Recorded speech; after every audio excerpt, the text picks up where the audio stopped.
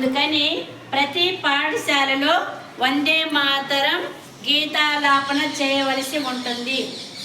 10 గంటలకి అని చెప్పారు. 10 గంటలకి కాకపోయినా ఈ టైంలో చేసినా సరిపోతుంది. వందే మాతర గీతం అన్నమాట.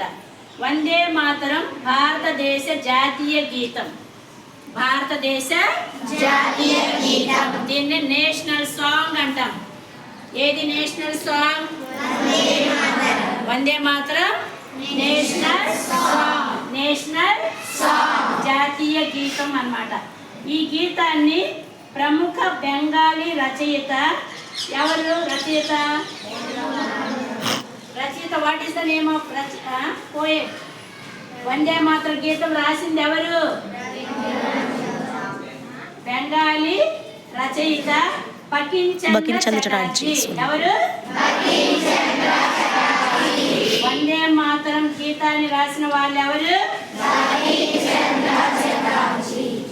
Say once again.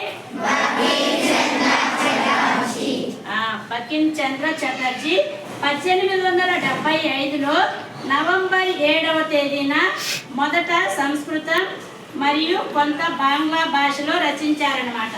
ఇది 1882లో పబ్లిక్ చేయబడిన ఆయన రాసిన ఆనంద మఠ్ అనే నవల.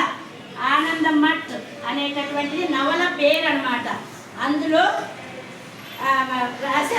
రాశారనమాట ఈ వందే మాతరం జాతీయ గీతం.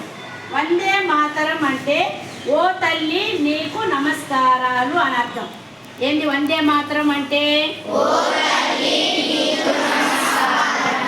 అంటే ఈ గీతం మాతృభూమిని పూజించే భావనను ప్రతిబింబిస్తుంది. మాతృభూమిని పూజించే భావనను ప్రతిబింబిస్తుంది అన్నమాట. మాతృభూమి అంటే ఏంటి? మనం ఎక్కడైతే పుట్టామో జన్మస్థలం అన్నమాట. మనం ఎక్కడైతే ఏ ఊళ్ళో ఏ భూమి మీద పుట్టామో అక్కడ మాతృభూమి అంటారు. దానిని ఏమంటారు? Once again say loudly. మాతృభూమిని పూజించే భావనను ప్రతిబింబిస్తుంది అన్నమాట. ఏ గీతం? వందే మాతరం గీతం అన్నమాట. భారత స్వాతంత్ర పోరాటంలో ఈ గీతం రణనినాదంగా మారి దేశభక్తిని జాతీయ భావాన్ని ప్రజలలో పెంపొందించింది. అంటే ఈ గీతం అన్నమాట దేశభక్తిని జాతీయ భావాన్ని కూడా పెంపొందించడానికి ఈ గీతం చాలా ఉపయోగపడుతుంది అన్నమాట. లక్షలాది మంది భారతీయులను ఉద్యమం వైపు నడిపించడంలో కీలక పాత్ర పోషించింది. గురుదేవ్ రవీంద్రనాథ్ ఠాగూర్ దీనికి సంగీతం కూర్చి 1896లో కలకత్తాలో జరిగిన భారత జాతీయ కాంగ్రెస్ సమావేశంలో మొదటిసారిగా ఆలపించారు. అంటే పాడారు అని అర్థమైందా? గురుదేవ్ రవీంద్రనాథ్ ఠాగూర్ దానికి సంగీతం కూర్చి 1896లో కలకత్తాలో జరిగినటువంటి కాంగ్రెస్ సమావేశంలో ఈ యొక్క జాతీయ గీతాన్ని అంటే వందే మాతరం గీతాన్ని ఆలపించారు. స్వాతంత్రం వచ్చిన తరువాత, స్వాతంత్రం మనకి ఎప్పుడు వచ్చింది? Very good. 1947 ఆగస్ట్ 15. అప్పుడు స్వాతంత్రం వచ్చిన తరువాత మరి రిపబ్లిక్ డే ఎప్పుడమ్మా? జనవరి 26 అన్నమాట. ఏ ఇయర్? 1950.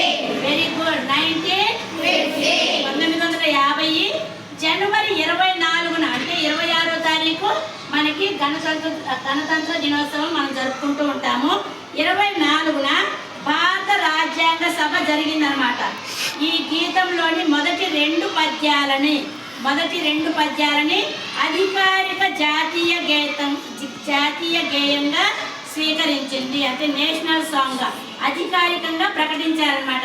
రాజ్యాంగ సభ జరిగినప్పుడు భారత రాజ్యాంగ సభ 1950 జనవరి 24న స్వాతంత్రం వచ్చిన తరువాత అధికారికంగా ఈ గీతంలోని 2 పద్యాలని అధికారిక జాతీయ గేయంగా స్వీకరించారు.